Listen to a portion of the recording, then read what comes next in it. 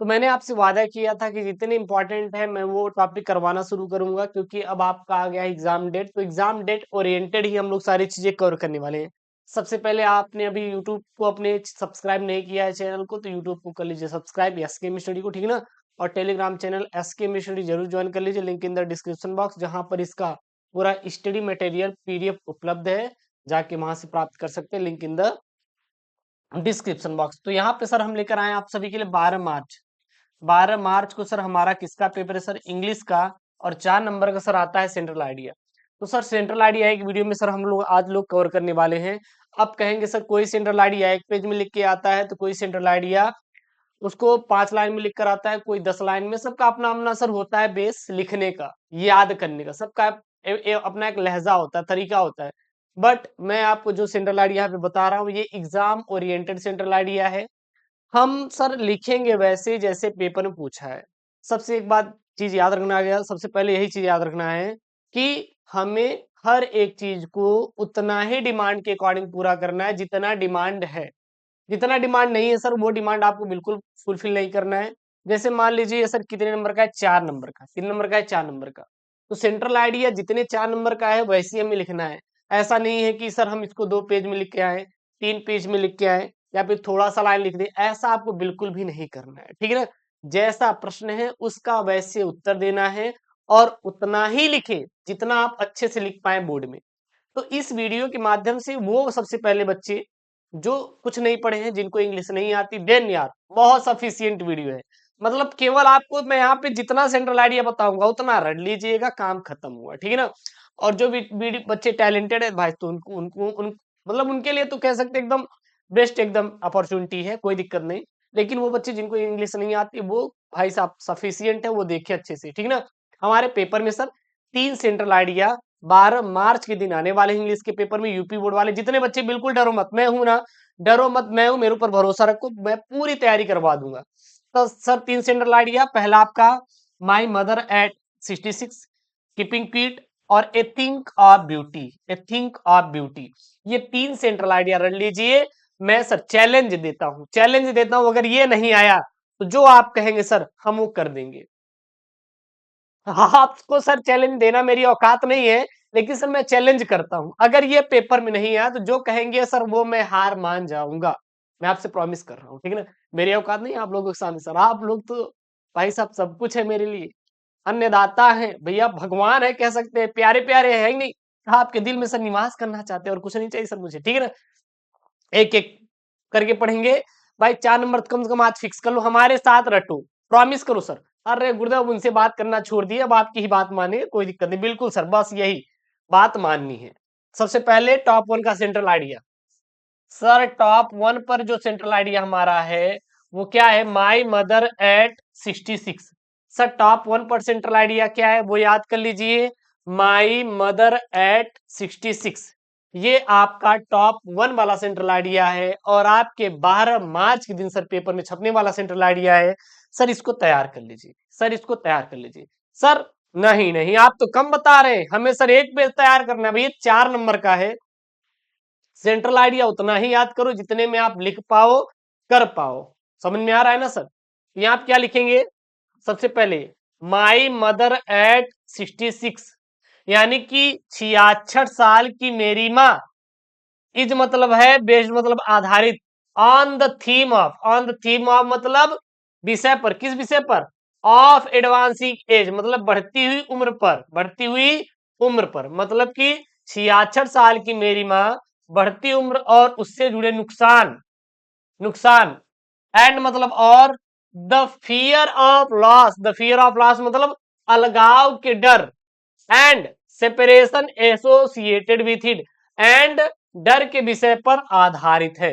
कुल मिला के यहां पे लिखेंगे माई mother at 66 is based on the theme of advancing as and the fear of loss and separation associated with it, ठीक है ना। अर्थात 66 साल की मेरी माँ, बढ़ती उम्र और उससे जुड़े नुकसान और अलगाव के डर के विषय पर आधारित है। आगे क्या लिखेंगे? The poet undergoes a plethora of emotions when she see her mother dear aging and feels the pangs of separation at the thought of losing her। यानी कि कवित्री जब अपनी माँ को बूढ़ी होते हुए देखती है तो उसे खोने के विचार से अलगाव की पीड़ा महसूस करती है, तो वह भगवान की भावनाओं की अधिकता से गुजरती है। बस आपको केवल सर इतना ही याद करना है, जितने भी यूट्यूब पे बच्चे वॉच कर रहे हैं इस वीडियो को, केवल इतना ही रटना है। स्क्रीनशॉट कर लो, नहीं कर पा रहे हैं कोई बात नहीं, कोई बात नहीं। आपको मैंने बहुत प्यार से टेलीग्राम चैनल बनाया है एसकेएम स्टडी, भाई साहब यूपी बोर्ड का नंबर 1 टेलीग्राम, वेरीफाइड टेलीग्राम आपके लिए सर। वहां पे कंटेंट ही कंटेंट उपलब्ध है और मैं पेपर उपलब्ध करवा दूंगा, link in the description box, join कर लीजिए, ठीक ना। मेरे साथ याद कर लिए, याद हो गया ना। बस आपको यही आपको लिखना है, सबसे टॉप 1 का पहला सेंट्रल आइडिया। बस ये 3 तैयार कर लो सर, चैलेंज है हमारा बाहर आ गया सर। इससे तो पढ़ाना सर छोड़ दूंगा, पढ़ाना छोड़ दूंगा, ठीक है ना सर। हिंदी लिखनी है क्या? नहीं सर, इसकी जरूरत आपको बिल्कुल भी सर नहीं है, इसकी जरूरत आपको बिल्कुल भी लिखने की जरूरत नहीं है। ये मैं समझाने के लिए किया हूं ताकि आपको समझ में आ जाए। अगला है sir keeping quit, keeping quit, keeping quit, ठीक है ना। कीपिंग क्विट सर जी आपको कितना लिखना है? मात्र मात्र सर यहां से लेकर सर, यहां से लेकर यहां तक ही लिखना है, बाहर नहीं लिखना सर, बाहर नहीं लिखना, बस इतना ही लिखना है। सर क्या लिखना है? लिखिए the theme central idea of the poem, the theme central idea of the poem, मतलब इसका थीम क्या? सेंट्रल आइडिया पोयम का। कीपिंग किट इज मतलब है to keep silence for a movement, to keep silent for a movement, यानी कि कविता का जो केंद्रीय विचार है आंदोलन के लिए मौन रहना है, ठीक है ना। एंड डू नथिंग, और कुछ न करना है। Instead introspect our selves and understand what we are doing. The poet appeals to stop wars, यानी जो पोएट है वो क्या कर रहा है सर? अपील कर रहा है, रिक्वेस्ट कर रहा है। किसका रिक्वेस्ट कर रहा है? स्टॉप मतलब बंद करो, वार मतलब इस युद्ध को बंद करो, हेट घृणा को बंद करो, पोल्यूशन प्रदूषण को बंद करो, किलिंग ऑफ एनिमल्स मतलब कि जो आप लोग जानवरों को सर मार कर खा जाते हैं उसको बंद करो, एंड और hurting our selves, hurting our selves, ठीक है ना। And spare time to go deep into the soil. बस इतना आपको लिखना है और कुछ भी नहीं करना। ये हो गया आपका कीपिंग किट का सेंट्रल आइडिया। आपका सर जो 12 मार्च की सर, 12 मार्च को सर आपका है सर अंग्रेजी का पेपर, छाप देना, बता देना सर। जितना ये एसकेएम स्टडी वाला सर चीज पढ़ाया था वो हर एक पेपर में सर फंसा हुआ है। मैं सर इसकी चैलेंज आपको दूंगा, गारंटी दूंगा सर, पेपर में आएगा सर। छाप देना एकदम चपुआ तरीके सर, बता एकदम कतई जहरीला वाला सर, आग लगा देंगे सर पेपर में, मजा आ जाएगा इस बार। अरे गुरुदेव कोई दिक्कत नहीं, मजा तो आने वाला, ठीक है। इसको सर एकदम कर लेना। उसके बाद तगड़ा वाला सर, अगला वाला लीजिए, अगला एकदम तगड़ा वाला सर, एकदम चपुआ वाला। क्या है sir? A thing of beauty. तीसरा सबसे मोस्ट इंपॉर्टेंट, यानी third very important, very important central idea, ठीक है ना। किस पे sir ji? A thing of beauty, a thing of beauty. A thing मतलब एक वस्तु, ऑफ मतलब का, किसका सर? वस्तु की ब्यूटी, ठीक है ना। इसमें सर क्या लिखेंगे? केवल यहां से यहां तक लिखना है, आपको हिंदी नहीं लिखना। ये तो मैं इसलिए लिख दिया हूं कि कुछ बच्चे होते हैं कहते हैं गुरुदेव हमें इंग्लिश की हिंदी जानना है। सब सोचो यार इंग्लिश में है ही क्या?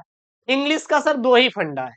अगर आपको इंग्लिश नहीं आती देन पूरा रट लो, आती है तो हिंदी में सोचो, इंग्लिश में ट्रांसलेट करो। उसके लिए वर्ल्ड पावर मीनिंग आपकी मजबूत होनी चाहिए, ठीक। 2 ही सर थीम है। इसमें क्या लिखेंगे sir? A theme of beauty, sorry, A theme of poem, A theme of the poem, a thing of beauty, the happiness that a beautiful object provides never fades into nothingness. इसको हटा दीजिए, but multiplies manifold whenever it return to our mind. In the poem, the poet says that a thing of beauty is a joy forever, even in the midst of disease, suffering and disappointments of life. बस इतना आपको करना है और आपको कुछ भी नहीं करना है। क्या करना है फिर से याद कर लीजिए हमारे साथ। The theme of poem, the theme of the poem, A thing of beauty, the happiness that a beautiful object provides never fades into nothingness but multiplies manifold whenever it returns to our mind. In the poem, the poet says that a thing of beauty is a joy forever, even in midst of disease, suffering and disappointments of life. बस ये रहा आपका 3 सबसे important वाले sir central idea 12 मार्च के लिए। Sir इससे नहीं है, और 12 मार्च के इंपॉर्टेंट टॉपिक बन सकते हैं पेपर, मैं वो सब करवा दूंगा सर, टेंशन मत लीजिएगा, टेंशन सर मत लीजिएगा। और हाँ, चैनल को नहीं किया सब्सक्राइब तो आप लोग प्लीज हाथ जोड़ के सर रिक्वेस्ट है कि चैनल सब्सक्राइब करिए। मिलते हैं नेक्स्ट वीडियो में दोस्तों। Thank you, then take care, bye bye.